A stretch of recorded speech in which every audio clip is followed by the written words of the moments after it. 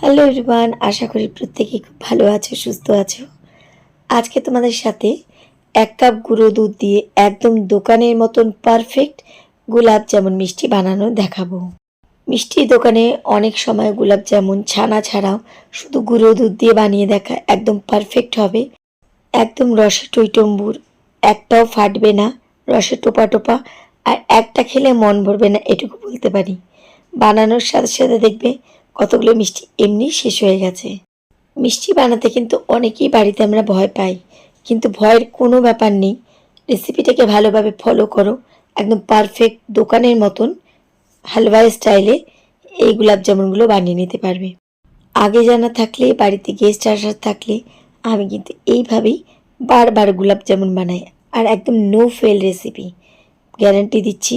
খুব ভালোভাবে রেসিপিটাকে ফলো করো, দেখবে তোমরা এই মিষ্টিটা বানিয়ে যাকেই খাওয়াবে কেউ ধরতে পারবে না যেটা দোকান থেকে আনা ছানার মিষ্টি না।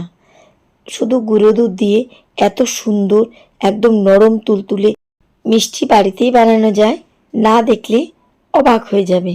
তো চলো দেখে নেওয়া যাক আমার আজকের রেসিপি, গুঁড়ো দুধের গোলাপ জামুন।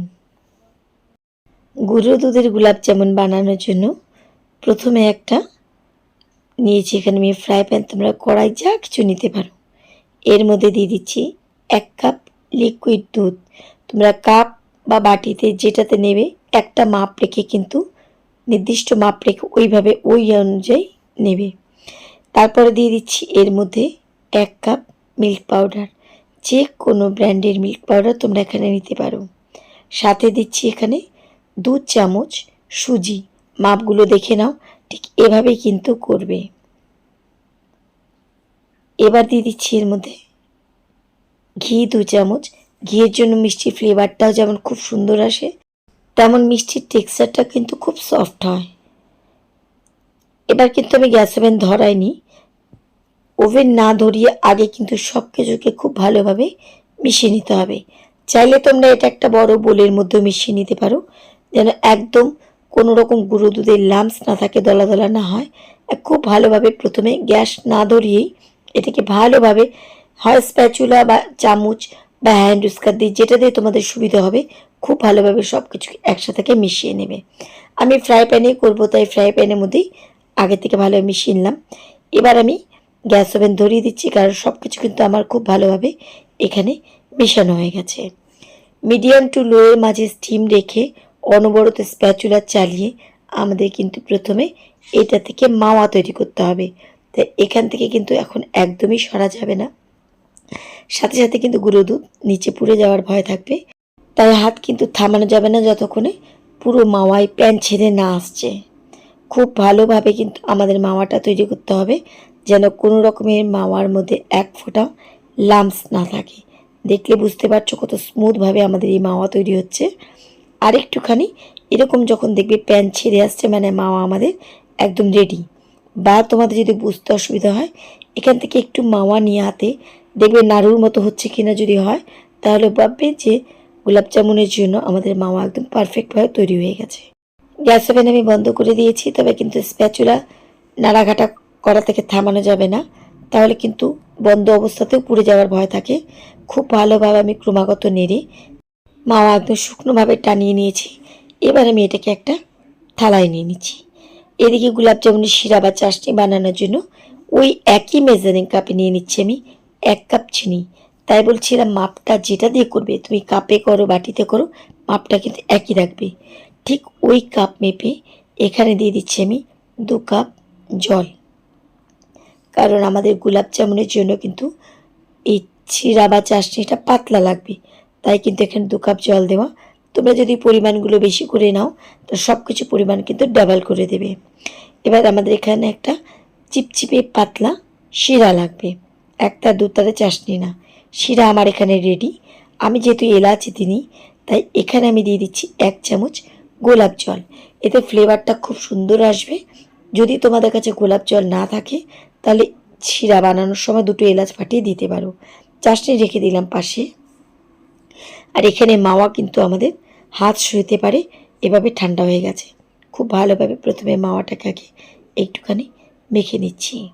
হাত একটু চিপচিপাবে লাগছে, সেজন্য আমি এবার এর মধ্যে দিয়ে দিচ্ছি 3 চামচ ময়দা।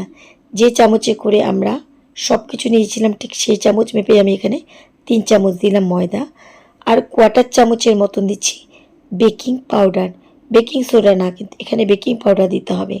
এবার খুব ভালোভাবে ময়দা বেকিং পাউডারের সাথে এই আগে থেকে বানিয়ে রাখা মাওয়া খুব ভালোভাবে কিন্তু আমাদের মাখতে হবে। মাখাটা যত ভালো হবে মিষ্টিগুলো কিন্তু ততই নরম হবে, রস ঢুকবে আর খেতেও কিন্তু দারুণ লাগবে। তাই খুব ভালোভাবে ডলে ডলে আমাদেরকে এই মাওয়াটা মেখে নিতে হবে। হালুয়া স্টাইল বা মিষ্টির দোকানে কিন্তু ঠিক গুঁড়ো দুধের এইভাবেই গোলাপ জামুন বানানো হয়, যেটা খেয়ে কিন্তু আমরা বুঝতেই পারি না যেটা ছানা দিয়ে তৈরি না। তো ভালোভাবে দেখো যেভাবে আমি মাখছি ঠিক এভাবে মুথে মুথে মেখে নেবে। একদম সফট টেক্সচারে আমাদের কিন্তু এই মাওয়ার ডো মেখে নিতে হবে, যেভাবে দেখো আমি বানিয়ে নিলাম। আর 1 কাপ গুঁড়ো দুধে দেখো কতটা মাওয়া তৈরি হয়েছে। এবার আমি এখান থেকে লেচি কেটে নিচ্ছি। আমি প্রথমে 4টে বড় বড় লেচি কেটে নিচ্ছি।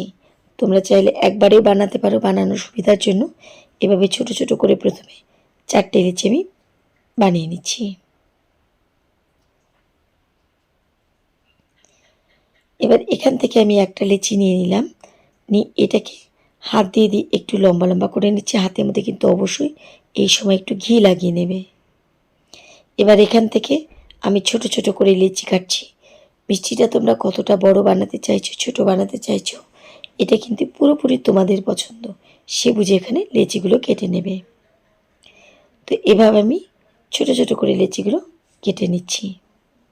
এবার এখান থেকে একটা লেচি নিয়ে হালকা করে দেখো এভাবে গোল গোল করে গোলাপ জামুনের শেপ দিয়ে দিচ্ছি।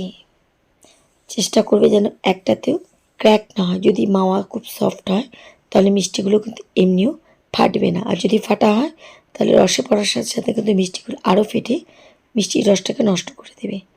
এভাবে আমি গোলাপ জামুনগুলো প্রথমে বানিয়ে নিলাম। তো চলো দেখো একটা মিষ্টিতে কিন্তু আমার ক্র্যাক নেই, খুব সুন্দরভাবে কিন্তু আমি মিষ্টিগুলো বানিয়ে নিয়েছি। চলো এবার মিষ্টিগুলো ভেজে নিই। ভেজে নেওয়ার জন্য কড়াইতে নিয়েছি আমি সাদা তেল। মিডিয়াম টু লোয়ের মাঝে তেল প্রথমে আমাদেরকে কিন্তু গরম করে নিতে হবে। তারপর স্টিম কিন্তু একদম মিডিয়াম টু লোয়ের মাঝে প্রথম থেকে শেষ পর্যন্ত এভাবেই রাখতে হবে। একটা মিষ্টি দিয়ে দেখলাম, দেখো কি সুন্দরভাবে কিন্তু এই মিষ্টি ভাজা হয়ে গেছে, মানে আমাদের পারফেক্ট তেল গরম হয়ে গেছে মিষ্টিগুলো ভেজে নেওয়ার জন্য। এবার এক এক করে আমি গোলাপ জামুনগুলো এর মধ্যে ছেড়ে দিচ্ছি। ফার্স্ট ব্যাচে কিন্তু আমি 6 থেকে 7টা ভাজছি, বাদ বাকিগুলো ব্যাচ অনুযায়ী আমি পরে ভেজে নেব। তো গোলাপ জামুনগুলো এরকম হালকা যখন তেলে বুদবুদ উঠবে তখনই দেবে। আর কালারটা তোমরা কেমন করতে চাইছো সেটা কিন্তু পুরোপুরি তোমাদের পছন্দ। দু পিঠে যখন খুব ভালোভাবে লাল রং হবে তখনই কিন্তু গোলাপ জামুনগুলোকে তেল থেকে ওঠাবে। আর দেখতে পাচ্ছ খুব সুন্দরভাবে নাড়াঘাটা করছি। দেখো কিছুক্ষণ নেড়ে নেওয়ার পরে চেষ্টা করবে এগুলোকে কড়াইয়ের হাতল ধরে ঘুরিয়ে ঘুরিয়ে ভেজে নেওয়া, তাহলে মিষ্টিগুলো যেমন ঘুরবে সব দিকে পারফেক্ট কিন্তু কালার হবে। যদি খুন্তি দিয়ে না করতে চাও তাহলে কিন্তু এভাবে কড়াই নাড়িয়ে নাড়িয়ে মিষ্টিগুলোতে কালার করে নেবে। তো দেখো মিষ্টিগুলো কিন্তু খুব সুন্দরভাবে একদম সমানভাবে আমার সব মিষ্টিতে একই রকম কালার ধরেছে। এবার আমি এই মিষ্টিগুলোকে তেল থেকে তুলে নিচ্ছি। প্রথম ব্যাচে মিষ্টিগুলো আমার ভাজা হয়ে গেছে, ঠিক একইভাবে আমি সেকেন্ড ব্যাচে মিষ্টিগুলো ভেজে নিলাম। রস আমাদের কিন্তু দেখো এখনও গরম আছে, হালকা গরম আছে, ধোয়া উঠছে। এবার এর মধ্যে মিষ্টিগুলোকে ছেড়ে দিচ্ছি। মিল্ক পাউডারে মিষ্টি বানালে কিন্তু এটাকে একটুখানি ফুটিয়ে নিতে হয়, নাহলে মিষ্টিগুলো কিন্তু ভেতরে শক্ত থেকে যায়। তাই মিষ্টিগুলো দেওয়ার পরে আমি গ্যাস ওভেন ধরিয়ে দিলাম। যতক্ষণে একটা ফুট না আসছে ততক্ষণ কিন্তু মিষ্টিগুলোকে একটুখানি ফুটিয়ে নেব। এবার কিন্তু ফ্লেম একটুখানি বাড়িয়ে দিলাম, দিয়ে দেখো রস কীভাবে ফুটছে। যতক্ষণে একটা ফুট না আসা পর্যন্ত আমাদের মিষ্টিগুলোকে কিন্তু এই রসের মধ্যে একটুখানি ফুটিয়ে নিতে হবে, তাহলে মিষ্টিগুলো কিন্তু একদম নরম তুলতুলে হবে। দেখো একটা ফুট চলে এসেছে। এবার কিন্তু আমি গ্যাস ওভেন বন্ধ করে দিচ্ছি। এবার আমাদের কিন্তু আধা ঘন্টা বা 30 মিনিটের জন্য অপেক্ষা করতে হবে। ঢাকা দিয়ে 30 মিনিট অপেক্ষা করলে খাওয়ার জন্য আমাদের মিষ্টি একদম রেডি হয়ে যাবে। তো দেখলে তো কত সহজে আমরা বাড়িতে হালুয়া স্টাইল বা মিষ্টি দোকানের মতন পারফেক্ট নরম তুলতুলে রসের টইটম্বুর গোলাপ জামুন বানিয়ে নিতে পারলাম। আর আমার এখানে কিন্তু 1 কাপ গুঁড়ো দুধে প্রায় 1 কেজির মতন মিষ্টি তৈরি হয়েছে। মিষ্টি ভাজার সময় অনেকগুলো মিষ্টি কিন্তু আমরা টেস্ট করতে করতেই শেষ করে ফেলেছি, কারণ এই মিষ্টিগুলো দেখার পরে কিন্তু লোভ সামলানো যায় না। তো দেখো ভেতর পর্যন্ত একদম সফট, কি সুন্দর মিষ্টি আমার এখানে তৈরি হয়েছে। ভেতর পর্যন্ত কি সুন্দরভাবে রস ঢুকেছে। তো কেমন লাগলো আমার আজকের রেসিপি অবশ্যই কিন্তু তোমরা কমেন্ট সেকশনে জানাবে। আর রেসিপি ভালো লাগলে লাইক শেয়ার করতে কিন্তু একদমই ভুলো না। তাহলে আজকের মতো সবাইকে ধন্যবাদ জানিয়ে এখানেই বিদায় নিচ্ছি। দেখা হবে আবার অন্য কোনো রেসিপির সাথে অন্য কোনো দিন।